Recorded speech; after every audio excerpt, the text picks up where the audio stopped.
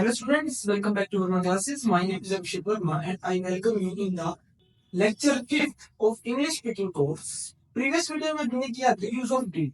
हमने सीखा था कि डिड की क्लास का यूज हम कहाँ करेंगे।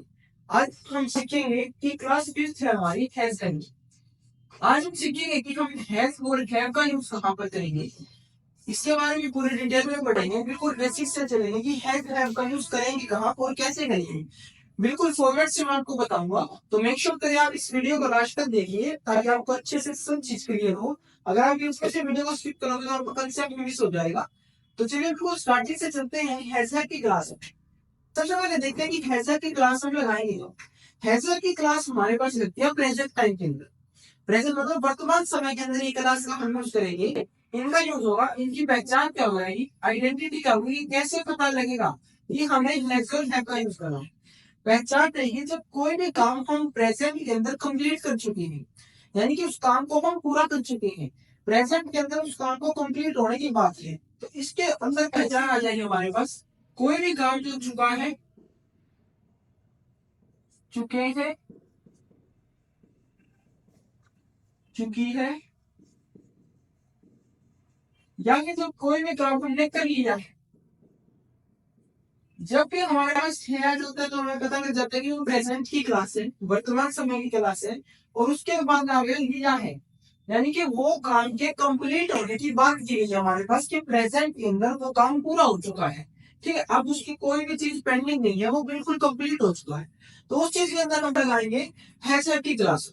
अब जो हमारे प्रीवियस वीडियो के अंदर और जो अभी लेक्चर 5 के 5 है, उनके अंदर जो हमारे पास सबसे पहले सब्जेक्ट है वो क्या थे, सबसे पहले वो देखते हैं हम। अब अगर आपने मेरी प्रीवियस वीडियो नहीं देखी है तो डिस्क्रिप्शन के अंदर लिंक है, पूरी प्लेलिस्ट बना रखी है मैंने इंग्लिश स्पीकिंग कोर्स के ऊपर। उसके अंदर हम लेक्चर 5 कर रहे हैं, लेक्चर 4 तक की वीडियो का लिंक आपको डिस्क्रिप्शन में मिल जाएगा। अगर आप वहां पर स्टडी करना चाहते हैं तो अभी आप चेकआउट कीजिए उस चीज को जाकर। अब लिखते हैं हम जो हमारे पास सब्जेक्ट, सब्जेक्ट हमारे पास ही she, it, any name, singular, कोई भी एक वचन चीज हो, कोई भी रिलेशन हो, उसके साथ हम क्या यूज करेंगे, एंड आई, वी, यू, दे और प्लूरल।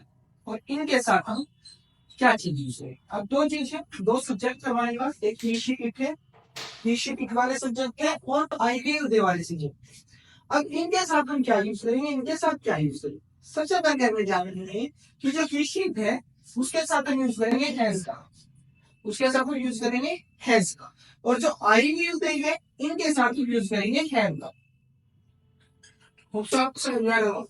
जो ऊपर वाली सब्जेक्ट थी, थर्ड पर्सन होगा या फिर नेम होगा, कोई सिंगुलर चीज होगी, रिलेशन होगा, कोई भी फादर मदर ब्रदर सिस्टर, तो उनके साथ क्या होगा, कुछ सिंगुलर चीज होगी उनके साथ हम हैज का यूज करेंगे। और जो प्लूरल चीज होगी या फिर आई वी यू दे, तो उनके साथ हम यूज करेंगे हैव का। कभी भी काम जब कंप्लीट होने की बात हो प्रेजेंट टाइम के अंदर तो हम हैज की क्लास का यूज करेंगे। उसके अंदर जब भी कोई काम हुआ है, या फिर जो भी काम हमने कर लिया है, कंप्लीट कर चुके हैं उस काम को, तो उसके अंदर हम लगाएंगे हैज। जो ही शी सब्जेक्ट होंगे उनके साथ हैज का यूज करेंगे, जो आई वी सब्जेक्ट होंगे उनके साथ हैव का यूज करेंगे। होप्स आपको क्लियर हो गया होगा। अब चलते हैं इसके फॉर्मेट। आपने नोट कर लिया होगा, सीरीज में देते हैं। अब चलते हैं इसके फॉर्मेट, बिल्कुल बेसिक से इसका फॉर्मेट सीखेंगे कैसे फॉर्मेट होगा। सबसे पहले बात करेंगे सिंपल सेंटेंस के फॉर्मेट की। जब हमें सिंपल सेंटेंस बनाना, सिंपल का फॉर्मेट क्या आ जाएगा, सबसे पहले यूज करेंगे हम सिंपल में सब्जेक्ट। सबसे पहले करेंगे सब्जेक्ट जो हमारे काम को सेंटेंस में करेगा, डू वर्ब जिसको बोलते हैं। सबसे पहले करेंगे उस सब्जेक्ट, फिर उस सब्जेक्ट के हिसाब से देखेंगे कि हैज आएगा या फिर हैव आएगा। इनको बोल दिया हेल्पिंग वर्ब, यानी कि सबसे पहले सब्जेक्ट आएगा, फिर हेल्पिंग वर्ब आ गई, देन आएगी मेन वर्ब। मेन वर्ब मतलब जो हमारा वर्ब होगा सेंटेंस के अंदर। देन और वर्ब की कौन सी फॉर्म यूज करेंगे हम, थर्ड फॉर्म। हैज के साथ जब भी आप डायरेक्ट वर्ब का यूज करोगे तो उस वर्ब की फॉर्म लगेगी थर्ड फॉर्म। ये चीज का आपको ध्यान रखना है कि हैज के बाद जब भी आप वर्ब यूज कर रहे हो तो वहां पर थर्ड फॉर्म का यूज होगा, और देन आएगा हमारे पास ऑब्जेक्ट। ये फॉर्मेट है सिंपल सेंटेंस का। एग्जांपल लेते हैं सिंपल सेंटेंस का।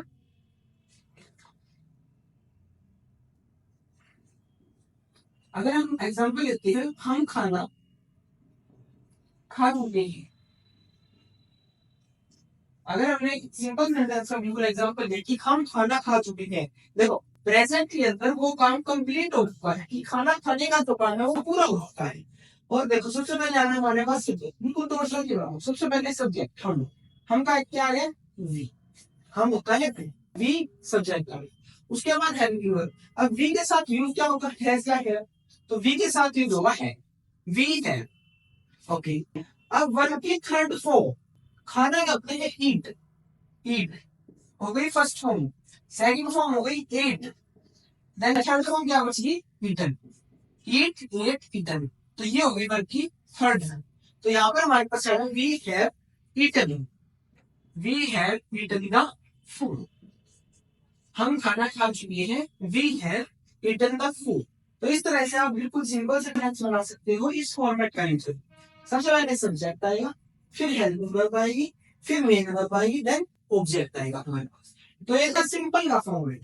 और जब भी मैंने आपको बता रखा है प्रीवियस वीडियो के अंदर भी, जब भी हम सिंपल से इंटेरोगेटिव बनाएंगे, जब भी हम सिंपल सेंटेंस से इंटेरोगेटिव बनाएंगे, तो जो हमारी हेल्पिंग वर्ब है वो सब्जेक्ट से पहले आएगी। ये मैंने आपको प्रीवियस वीडियो में बताया था, अब फिर बता रहा हूँ कि जो भी हम हमारे सिंपल सेंटेंस बना रहे और अब हमें इसी में क्वेश्चन पूछना कि क्या हम खाना खा चुके हैं, अगर इसके आगे लगा देते हैं हम क्या हम खाना खा चुके हैं, ये क्वेश्चन होगा। तो क्या होगा, जो हमारी हेल्पिंग वर्ब होगी वो सब्जेक्ट से आगे आ जाएगी।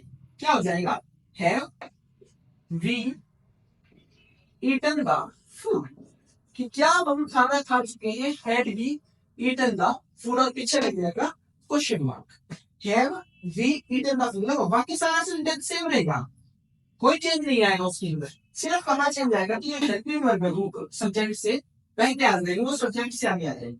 ओके, अब अगर बात करें हम इसी के नेगेटिव, इसी में नेगेटिव क्या हो जाएगा, हम खाना नहीं खा चुके हैं, कि हमने वो काम अभी तक कंप्लीट नहीं किया है। ठीक है, हम खाना नहीं खा चुके हैं, तो क्या हो जाएगा, हम subject we have, we have, और नो नहीं के लिए क्या लग जाएगा, हैव के बाद no, we have not eaten the food, कि हम खाना नहीं खा चुके हैं, we have not eaten the food. Okay, hope so आपको क्लियर हो गया होगा। अब एक बार मैं ये सारा फॉर्मेट आपके लिए लिख देता हूँ ताकि आप नोट कर लो। अभी तक हमने लिखा था सिंपल का फॉर्मेट, सिंपल में ये सब्जेक्ट आता है, फिर हेल्पिंग वर्ब आती है, फिर मेन वर्ब आती है। अब बात करते हैं इंटेरोगेटिव के फॉर्मेट की। इंटेरोगेटिव के फॉर्मेट में क्या हो जाएगा, हेल्पिंग वर्ब आके आ जाएगी, यानी कि सबसे पहले हम बनाएंगे हैज या फिर हैव, वो हमारे चलेगा सब्जेक्ट के लिए, हैज आ गया, देन सब्जेक्ट आएगा, देन वर्ब की third form, and then object. Sir has या सब्जेक्ट, बस इनमें इंटरचेंज हो जाते हैं। हर क्लास में जो भी मैं आपको करवाऊंगा उसके अंदर इंटेरोगेटिव के बाद बना हुए, तो हेल्पिंग वर्ब और सब्जेक्ट में इंटरचेंज हो जाएगा। बाकी सारा ये देखिए, यहाँ भी वर्ब की थर्ड फॉर्म है, यहाँ भी, बाकी सारा सेम रहेगा, सिर्फ इन दो चीजों में हमारे पास इंटरचेंज हो जाएगा। उसके बाद आता है नेगेटिव का फॉर्मेट। नेगेटिव के फॉर्मेट में क्या हो जाएगा, सबसे पहले सब्जेक्ट, फिर हैज या फिर हैव, वो सेम चलिए ऊपर वाली तरह, फिर नोट, नहीं के लिए नोट लग गया, वर्ब की third form, and then object. ये जो वर्ब की थर्ड फॉर्म है और ऑब्जेक्ट के लिए हर जगह सेम है, बाकी सारे में इंटरचेंज होता रहता है एज जैसा कि सेंटेंस बनाते हैं। तो अब बात करते हैं, एक कंप्लीट एग्जांपल लेते हैं बिल्कुल, ताकि आपको और ज्यादा थोड़ा क्लियर हो जाए। होप सो आपको समझ में आ रहा होगा। आज लेक्चर 5 है आपकी प्लेलिस्ट का, इसके अंदर क्या होगा, फुल इंग्लिश मीडियम की प्रैक्टिस करवाएंगे, अभी आगे जैसे आपकी ये क्लास कंप्लीट हो जाएगी। अब एक एग्जांपल लेते हैं,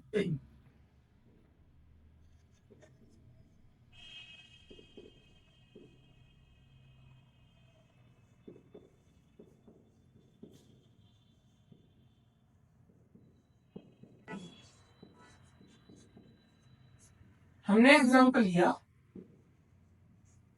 क्या नाम की माता जी खाना बना चुकी है।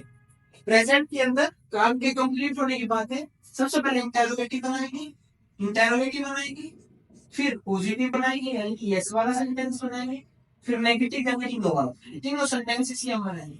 क्या राम की माता जी खाना बना चुकी है। सबसे पहले तो राम की माता का क्या हो गई, सिंगुलर होगी, एक वचन है। ओके, क्या राम की माता जी खाना बना चुकी है? बिल्कुल बेसिक से चलते हैं, फॉर्मेट को रिमाइंड करते हैं। सबसे पहले आप इंडायरेक्टली में हैज या फिर है। अब हैज और है का पता कैसे लगेगा? अब राम की माता जी सिंगुलर है, सिंगुलर के साथ हम यूज करते थे हैज, तो यहाँ पर क्या आ जाएगा? हैज, यहाँ पर आ जाएगा सबसे पहले हैज। हैज किसके लिए लगा? क्योंकि राम की माता जी क्या है? सिंगुलर है, स्टेबल से हैज राम। और ये पोस्ट ऑफिस है, राम।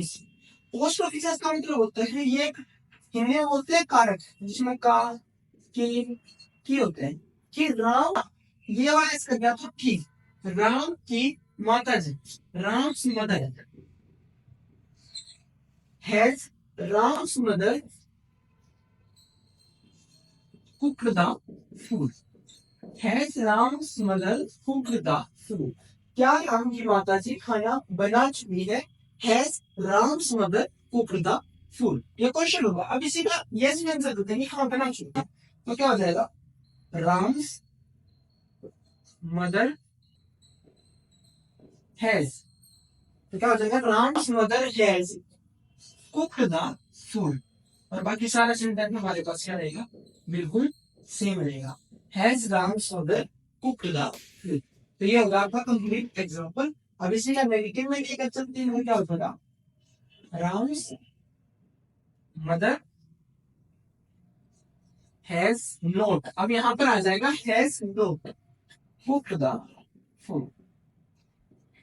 तो इस तरह से आप इस्तेमाल की क्लास का, सॉरी हैजा की क्लास का यूज कर सकते हो जब प्रेजेंट के अंदर कोई भी काम हमारे पास कंप्लीट हो चुका होता है, तो वहां पर हम यूज करते हैं हैज का। सिंगुलर के साथ हैज का यूज करेंगे और आई वी के साथ आप हैव का यूज करेंगे।